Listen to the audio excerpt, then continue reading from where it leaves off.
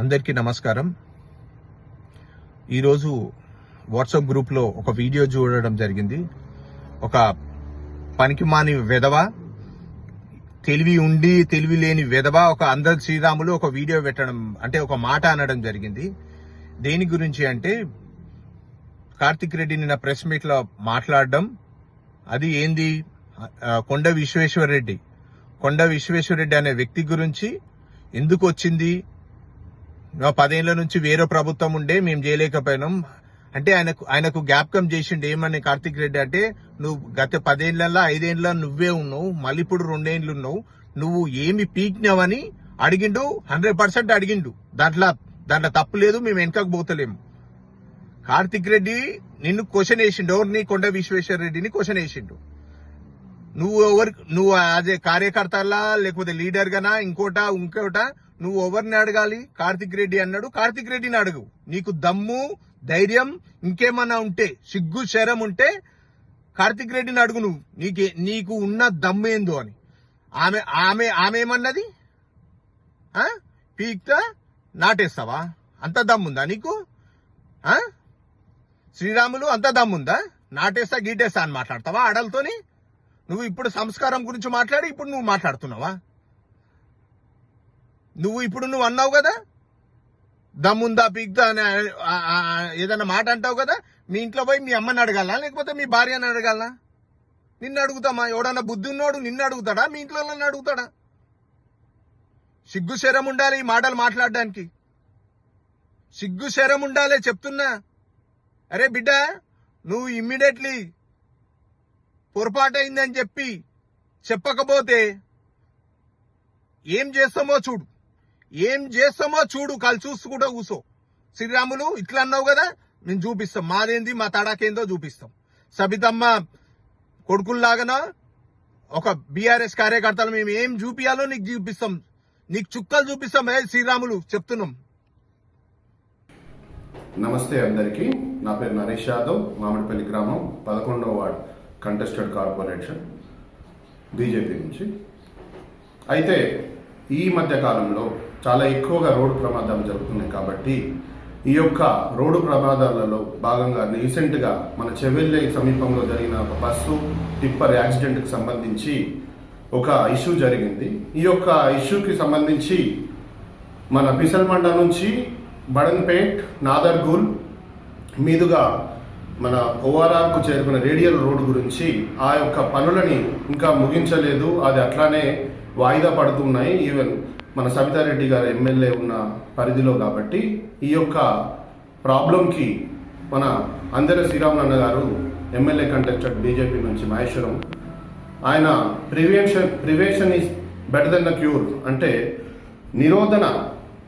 నివారణ కంటే నిరోధన చాలా ముఖ్యమని. అంటే రోగం వచ్చిన తర్వాత కాకుండా రోగం రాకముందే దాన్ని ఎలాగ అరికట్టాలనే ఒక విధానంతో ఆయన ఈ రోడ్లో మరి ఇట్లాంటి ఉన్న మరుగున పడిన రోడ్లో యాక్సిడెంట్లు అయితే ఎవరి ప్రాణాపాయం అని అవుతుందేమో అని ఆయన ఆ ప్రజల జాగ్రత్తలను దృష్టిలో పెట్టుకొని ఒక కార్యక్రమం చేపట్టాడు. అందులో భాగంగా ఒక కామెంట్ చేశాడు. ఆ కామెంట్ కూడా ముందు మన కార్తిక్ రెడ్డి గారు ఏమన్నారంటే, సెంట్రల్కి సంబంధించిన రోడ్ ఇది, మరి ఎంపీ పీకుతున్నాడా, విశ్వేశ్వరరెడ్డి పీకుతున్నాడా అని. సరే, ఇది పీకుతున్నాడా అనే మాట తప్పు కాదు. ఎందుకు అంటే మీరు అన్నారు, మీ నోటి నుంచి ఏదొచ్చినా తీర్థం లాగానే ఉంటుంది. కాబట్టి శంకు నుంచి వస్తే తీర్థం, చెంబు నుంచి వస్తే నీళ్లు అన్నట్టు మీ నోటి నుంచి వచ్చింది తీర్థం. అదే పీకుతున్నాం కదా, ఇది వరి నాట్లో ఏదో పీకినాం, మీరు నాట్లేస్తారా, మీ అమ్మ నాట్లేస్తుందా అని అన్నాడు అని శ్రీరాములు యాదవ్ గారు అన్నాడు. అయితే దీనికి గగ్గోలు పెడుతున్నారు టీఆర్ఎస్ నేతలు. అబ్బో ఏదో లోకం మునిగిపోయింది, రాజ్యం మునిగిపోయింది అనే రకంగా. సరే, అది సెంట్రల్ ఫండ్, సెంట్రల్ నిధులు రావాలి, ఆ సెంట్రల్లోకి సంబంధం. మరి నువ్వెందుకు పోయినట్టు ఆ ఏరియాకి, చెవెళ్ళకి? అంటే నువ్వు ఇప్పుడు మంత్రివా? కాదు. ఆ ఏరియాకి ఎమ్మెల్యేవా? కాదు. కార్తిక్ రెడ్డి ఎందుకు పోయినట్టు? సబితారెడ్డి ఎందుకు పోయినట్టు? అంటే రేపు నేను అక్కడ కూడా ఖర్చు పేస్తా. ఎందుకంటే వలస పక్షిలాగా మహేశ్వరానికి వచ్చిన ఇక్కడ నుంచి నెక్స్ట్ అక్కడ పోతే రిజర్వేషన్ అయిపోతుంది. ఇప్పుడు నేను అక్కడ ముఖం చూపించాలి, మీడియాకి కంటపడాలి, మీడియాలో ఫోటోలు స్టిల్లు ఇవ్వాలి అని పోయినావు. లేదు, నీ సొంతంగా అక్కడ జరిగిన అన్యాయానికో లేకపోతే అక్కడ జరిగిన యాక్సిడెంట్కి నీ ఆర్థిక సహాయం ఏమన్నా వ్యక్తపరిచినావా, లేకపోతే నువ్వేమన్నా ఎవరికైనా సహాయపడ్డావా, ఏం చేసినావని ఖాళీ నువ్వు మీడియాకి ఫోజులు ఇచ్చి రేపు పొద్దున నేను ఉన్నా అని, ఇక్కడ నేను ఉంటా, అక్కడ నా కొడుకు ఉంటాడు, ఇంకో దగ్గర నా ఇంకో కొడుకు ఉంటాడు అనే ఒక దౌర్బల్యమైన బుద్ధితోటి నువ్వు అక్కడికి పోయి చేసినావు. సరే, అది చేసినావు బాగానే ఉన్నది, అది నీ ప్రజలు గమనిస్తున్నారు అదంతా ఏం చేస్తున్నావు అనేది. అక్కడ ఉన్నాక అక్కడ నిన్ను దుమ్మెత్తి పోసిర్రు అక్కడ ఉన్న ప్రజలందరూ. నీ వల్లే ఇంతమంది అలా ప్రాణాలు కోల్పోయారు. ఎందుకంటే ఇన్ని సంవత్సరాల నుంచి మినిస్టర్గా ఉన్నావు, మేమందరం నీకు ఊడిగం చేస్తున్నాము, నీకు ఊడిగం చేసి ఇక్కడ రిజర్వేషన్ పోగానే నువ్వు పోయి ఎక్కడో ఉన్నావు, మాకు మాత్రం ఎటువంటి ఈ రోడ్ని కూడా సమకూర్చే పరిస్థితిలో నువ్వు లేవు అని దుమ్మెత్తి పోసారు. ఆ రోజు ఎక్కడ పోయారు టీఆర్ఎస్ నేతలు, ఆ రోజు ఎక్కడ పోయారు? ఇలా శ్రీరాములు యాదవ్ అనంగానే మీరు బయటకు వచ్చి శ్రీరాములు యాదవ్ని బూతులు తిడుతున్నాడు. ఎవరు ఆయన పేరు ఏం పేరు ఉన్నది, ఆయన పేరు మన కామేష్ రెడ్డి అంట. అరకల కామేష్ రెడ్డి అనే పర్సన్ కలుస్తావారా? రాజకీయం చేసే విధానమేనా అనేది? బుద్ధి, సిగ్గు, శరం, లజ్జ గురించి మాట్లాడతావా నువ్వు? పెద్ద చిన్న వ్యత్యాసం లేదా? మీకు నేర్పిన సభ్యత ఇదా? అయితే ఇప్పుడు కొంతమంది ఏమంటారు, ఆడవాళ్ళని ఇట్లా బయటకు తీసుకొచ్చేసారు, ఆడవాళ్ళని ఇట్లా మీ ఇంట్లో ఆడవాళ్ళని శ్రీరాములు అమ్మనంటే ఒప్పుకుంటాడా, శ్రీరాములు నువ్వన్న కామెంట్కి మీ భార్యనంటే ఒప్పుకుంటావా అంటే, అరే బాబు, శ్రీలక్ష్మి అనేట ఆమె కూడా ఆడామనే. ఒకనాడు ఒక స్కామ్లో, ఒక కేసులో, ఓబులాపురం కేసులో వీళ్ళందరూ తప్పుకొని, మరి ఆమె మాతృమూర్తే కదా, ఆమె పిల్లలకు మాతృమూర్తే కదా ఆమె, మరి ఆమెను స్కామ్లో వేసి ఇప్పటికి బయటికి రాకుండా చేసింది ఈ మహాతల్లి. మరి ఈ మహాతల్లికి మీ గొప్పగా మీరు భజన చేయాలనుకుంటే, మీ కార్తిక్ రెడ్డికి, మీ కౌశిక్ రెడ్డికి, మీ సబితారెడ్డికి భజన చేయాలంటే ఇంట్లో పోయి భజన చేసుకోండి. కానీ ఇట్లా ప్రజలని మీరు వేరే దృష్టిలో పోయేలాగా ఈ శ్రీరాములు యాదవ్ పైన మీరు ఒక నిందించేలాగా చేస్తే మాత్రం బాగోదని నేను తీవ్రంగా హెచ్చరిస్తున్నాను. అదే రకంగా స్థాయి గురించి అవును, శ్రీరాములు యాదవ్ చాలా అంటే పావర్టీ లైన్కి, దారిద్ర్య దివ్వనని పుట్టిండు నిజమే. కానీ ఇప్పుడు మనం పుట్టేటప్పుడు మనం ఎంచుకోం కదా, నా స్థానాన్ని నేను వజ్రాలు వేసుకొని పుట్టాలి, నేను బంగారం వేసుకొని పుట్టాలి, లేకపోతే ఒక మంత్రి కడుపున పుట్టాలి, ఒక ఎమ్మెల్యే కడుపున పుట్టాలి, లేదంటే ఇంకెట్లా పుట్టిన తర్వాతనే మంచి చెడు. సరే, ఆయన అంతలో ఆయన వచ్చి ఆయన రక్తాన్ని దారపోసి చెమటగా మార్చి రూపాయి జమ చేసుకొని ఆయన స్వశక్తితోటి ఇవాళ ఒక ఆర్థిక సుస్థిరతను పొందుతున్నాడు ఆయన వ్యక్తి. ఆయన ఎట్లాంటి వ్యక్తి అంటే ఎటువంటి బ్యాక్గ్రౌండ్ లేదు. అంటే బ్యాక్గ్రౌండ్ లేని వాళ్ళు, ఈ స్థాయి తక్కువ ఉన్న వాళ్ళు రాజకీయానికి అనర్హులా? కామేష్ రెడ్డి నిన్నే అడుగుతున్నా, అనర్హులా చెప్పాలి. అనర్హులు అని చెప్తే మేము వైదొలుగుతాం, లేదంటే నువ్వు చంపుతావా, కొరుకుతావా, నరుకుతావా, ఎట్లా నేను చెప్తారా బిడ్డ, చెప్తా అని నువ్వు చిటికలేస్తున్నావు అంటే మేము మా ప్రాణభయంతో దాక్కోవాలనా, రాజకీయం విరమించుకోవాలనా, లేదంటే నీ మీద కేసు పెట్టి మాకు ప్రాణభయం పలానా కామేష్ రెడ్డి తోటి ఉంది, పలానా బీఆర్ఎస్ నేతలతో ఉంది, ఎందుకంటే వాళ్ళు లైవ్ గా వీడియోలో హెచ్చరిస్తున్నారు, మీ పని చెప్తాం బిడ్డ అని చిటికలేసి చెప్తున్నారు. మరి ఏం రాజకీయము, ఎలాంటి రాజకీయం మీరు చేస్తున్నారు? ఎస్, మా స్థాయి తక్కువ, మీ స్థాయి మా స్థాయి గురించి మాట్లాడితే మా స్థాయి చాలా ఎక్కువ. శ్రీరాములు యాదవ్ కాలి గోటి కిందికి కూడా పనికిరారు సబితారెడ్డి కానీ, కార్తిక్ రెడ్డి కానీ, బీఆర్ఎస్ నేతలు. ఎందుకంటే 2 సార్లు మంత్రి పదవులు ఇచ్చి అత్యున్నత స్థాయి, దేశంలోనే ఎక్కడ లేనటువంటి హోంశాఖని కూడా సబితారెడ్డికి కాంగ్రెస్ కట్టబెడితే, నాకు కావాలి, నా కొడుకు కావాలి, నా ఎంకున్నోని కావాలి, నా ముందరున్నోని కావాలని 10 సీట్లు నచ్చినట్టు నేను కోరితే, వాళ్ళు అట్లాంటి రూల్ మన పార్టీలో లేదు అని పార్టీలో నిరాకరిస్తే నువ్వు ఇమీడియట్ గా పార్టీ మారిన నాలాంటి ఎంతో మంది కార్యకర్తలు నీ జెండాలు మోసి ఊడికం చేసిన వాళ్ళని అధపాతాలానికి దొక్కి నువ్వు ఈ రోజు పార్టీ మారినవు, మంత్రి పదవి తీసుకున్నావు. నీకు విశ్వనీయత ఉందా?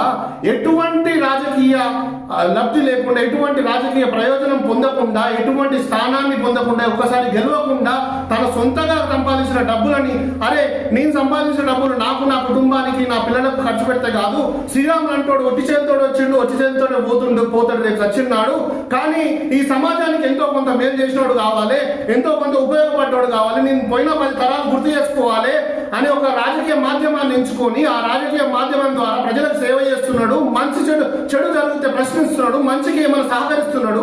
ఇటువంటి ఒక తక్కువ స్థాయి ఉన్నదా, లేదంటే ఏది మీ పరిస్థితి? బెదిరిస్తున్నారు. ఈ రోజు మీరు డైరెక్ట్ గా లైవ్ లో బెదిరించి మీ పని చెప్తాం రా శ్రీరాములు అంటే విచక్షణ లేదా? కుక్క వారు కలుస్తావారను కామేష్ ఏందిరా నీ ఫేస్ లో తాగుబోతు లక్షణాలు పెట్టుకొని ఆ వికృత చేష్టలేంది, ఆ వార్నింగ్ ఏంది?